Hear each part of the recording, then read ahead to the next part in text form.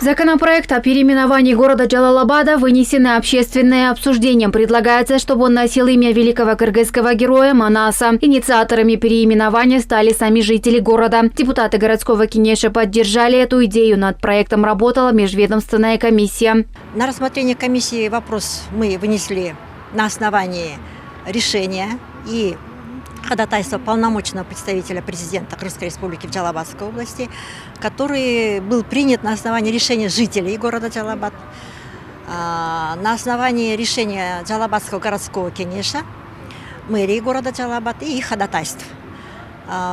При наличии полного пакета документов этот вопрос рассмотрен на заседании очередной комиссии.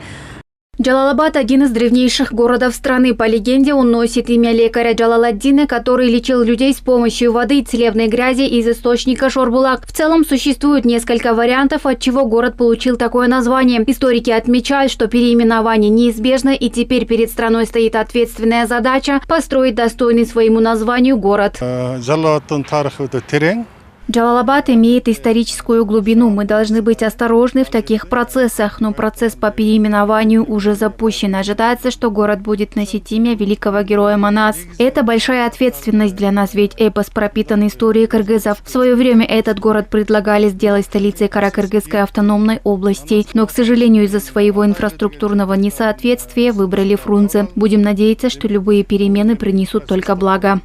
Принятие данного законопроекта не повлечет за собой дополнительных финансовых затрат из республиканского бюджета. Все расходы будут покрываться за счет местного. В случае официального изменения названия город станет первым в стране, который будет носить имя великого кыргызского героя Манаса. В случае переименования города документацией будут заниматься соответствующие ведомства. Над бюджетом работают экономисты. Как будут данные, мы обязательно сообщим. В настоящее время численность населения города превышает 184 тысяч человек. В 2023 году генеральный план города был утвержден с внесением изменений. В последние годы в городе активно ведутся инфраструктурные строительные работы, построены многоэтажные дома государственной ипотечной компании, возведены стадион и различные социальные объекты. Аймерим Назарова, Эльдар Анарбеков, ЛТР Бишкек.